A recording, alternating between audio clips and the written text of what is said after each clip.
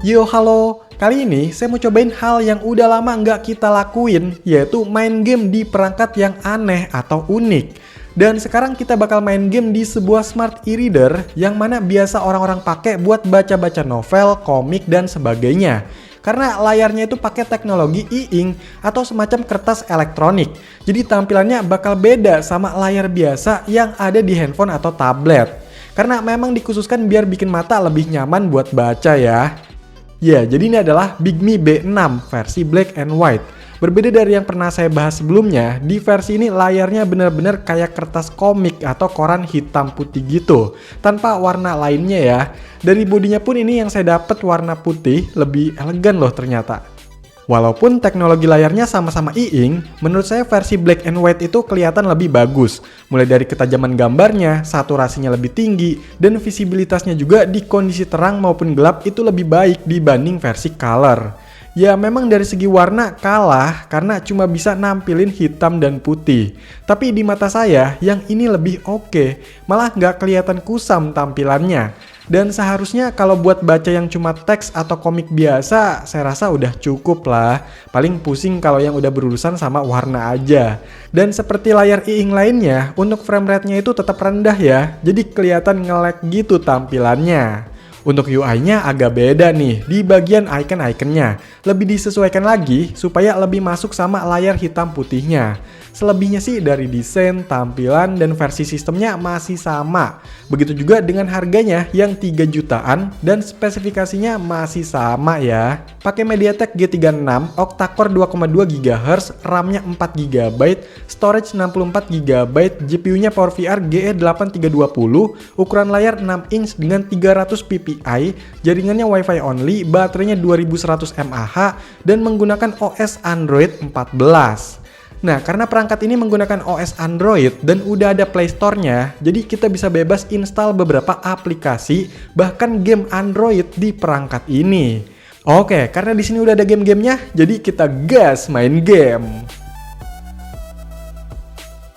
Yang pertama, kita cobain game yang ringan tapi menantang buat model perangkat kayak gini. Ya, jadi game legend macam Zuma, tapi ini di Android namanya Jungle Marble Blast.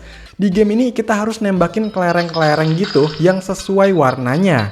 Tapi kayak yang udah saya jelasin tadi, perangkat ini layarnya cuma berwarna hitam putih.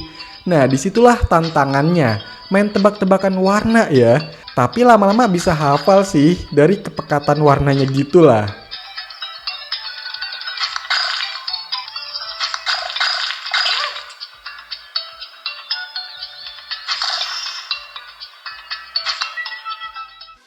Nah, yang kedua, ada game yang masih tergolong ringan tapi tetap menantang di perangkat ini, yaitu game Piano Tiles. Memang bukan game yang berat di warna, tapi game ini perlu ketepatan dan kelincahan jari menyentuh layar. Nah, itu dia susahnya. Kadang saya kira udah pas, tapi itu belum tentu. Masih ada beberapa yang miss, entah karena kecepatan atau kepelanan saya nyentuhnya. Pokoknya lumayan ngebingungin lah.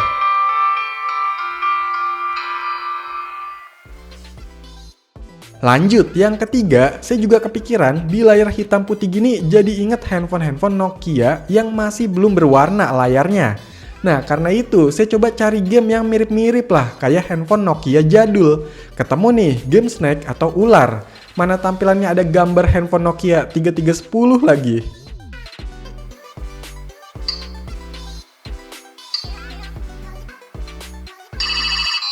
Masih bertemakan game Nokia jadul. Yang keempat kita coba game Space Impact 3. Ternyata ada di Android. Game tembak-tembakan pesawat luar angkasa, terus ada rajanya gitu ya. Dulu saya seneng mainin game ini di handphone saudara saya, sampai habis tuh baterainya.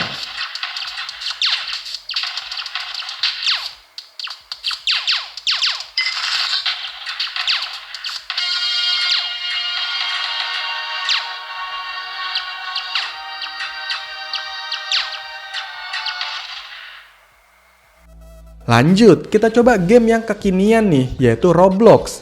Harusnya sih secara spek masih masuk ya, dan memang nggak ada masalah sih pas saya coba.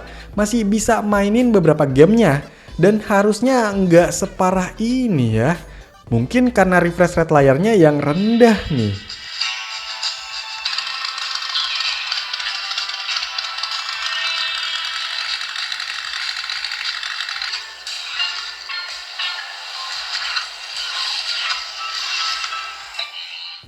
Terus saya juga cobain game Mobile Legends. Tampilannya jadi kayak gini nih. Jujur pusing sih ngelihatnya. Warnanya hitam putih dan yang ngebedain itu paling cuma saturasinya aja. Mana susah lagi lihat musuhnya. Harusnya sih kalau di handphone atau tablet dengan layar pada umumnya, main game ini masih ngangkat ya dengan spek segini.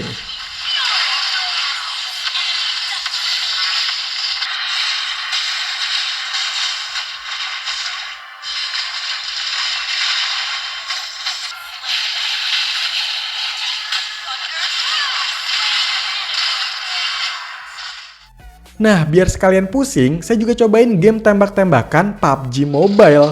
Udah ngeliat gambarnya bingung, ditambah sentuhan atau refresh rate layarnya yang lambat. Menantang sekali ini. Bisa ngekill aja udah keren sih.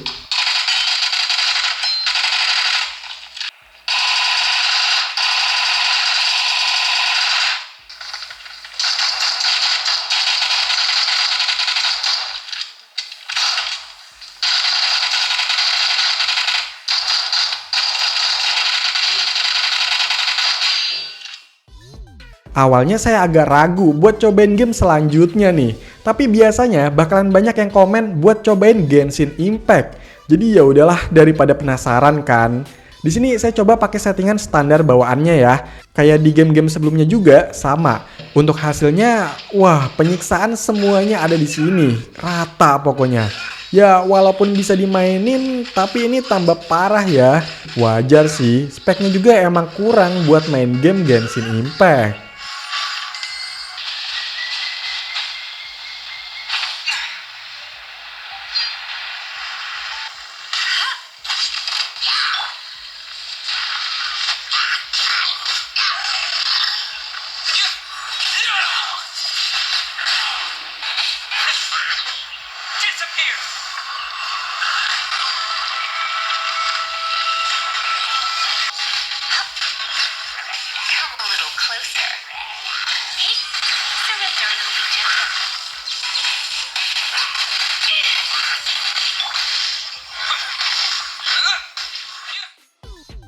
Oke, masih ada lagi yang dicoba, yaitu main game pakai emulator. Lagi-lagi saya jadi keinget kalau layar hitam putih kayak gini, cocoknya main Game Boy klasik ya. Soalnya sama tuh modelan layarnya, dan tetap lancar pastinya.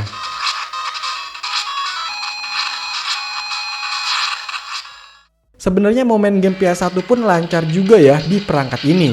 Nggak ada masalah, ya anggap aja maksimalnya sampai game PS1.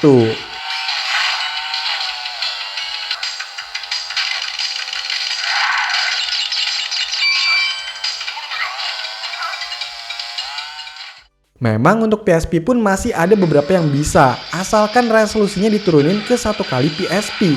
Dan bukan mainin game yang berat-berat kayak God of War ini nih.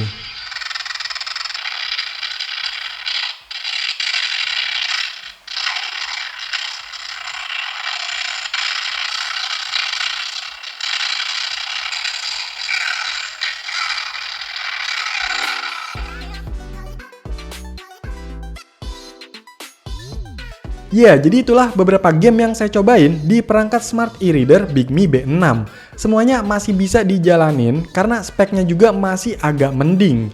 Tapi yang bikin frustasi itu di layar hitam putihnya, yang memang bukan diperuntukkan untuk gaming sih.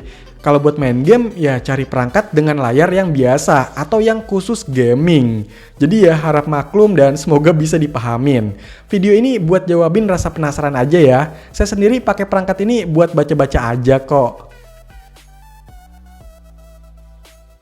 Oke, sekian video ini. Silahkan dikomentarin, like, share, dan subscribe channel ini. Terima kasih.